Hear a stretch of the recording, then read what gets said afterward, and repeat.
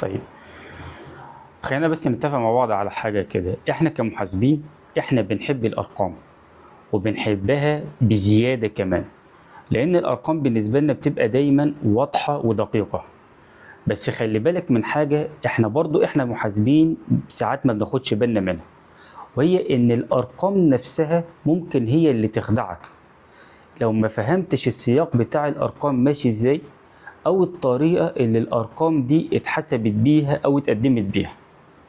خليني اكلمك كده على كام لقطة تخليك تشوف او تعرف الحقيقة من ورا الارقام دي، وازاي ان تخلي تحليلك اللي بالارقام ده يكون قوي ومؤثر على القرار اللي هيتاخد.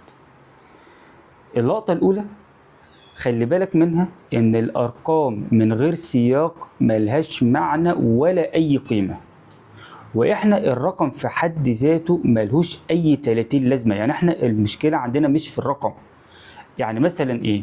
لما تيجي تكلمني عن رقم وحيد زي رقم مبيعات شهر معين، ممكن رقم مبيعات الشهر ده يبان ان هو ممتاز، بس الرقم ده لو ما قارنتوش بالشهور اللي قبل كده او بالتغيرات اللي حاصلة في السوق، هتلاقي ان الرقم ده يديك صورة مضللة، لان السياق هو اللي بيخلي الرقم منطقي وبيعكس الواقع والحقيقة. اللقطة التانية، الأرقام بتتأثر بالطريقة اللي بتتحسب بيها، زي مثلا عندك متوسط التكلفة، آخر سعر شراء، أو حتى التقديرات نفسها. كل طريقة منهم بتديك نتيجة مختلفة عن التانية. فقبل ما تبص على الرقم نفسه لازم تبص على الطريقة أو الأساس اللي الرقم ده اتحسب بيها واتبنى عليها، عشان لما تاخد قرار تبقى واخد بالك ان القرار ده مبني على انهي اساس. اللقطة الثالثة، لما تيجي تبص على الصورة لازم تبص على الصورة الكبيرة الكاملة، مش مجرد جزء صغير بس منها. يعني لما حد يسألك ارقام المبيعات كويسة، ما تقولش الارقام كويسة وتسكت، لا، انت لازم كمان زي ما بصيت على رقم المبيعات انت لازم كمان تبص على المصروفات، تبص على الربحية، المخزون، التوقعات. لان خلي بالك الرقم نفسه ممكن يكون مخبي، او خلينا نقول مستخبي فيه مشكلة تانية اكبر منه مش واضحة. اللقطة الرابعة، دايما بص على الاتجاهات. بتكون نظرتك للاتجاهات أهم من تركيزك إنك تكون مركز على رقم واحد. يعني إيه؟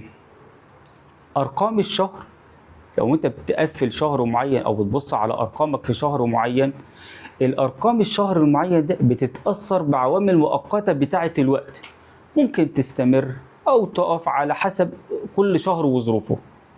بس الاتجاه العام على مدار شهور ورا بعض أو على مدار سنين هو اللي بيوريك الحقيقة الكاملة.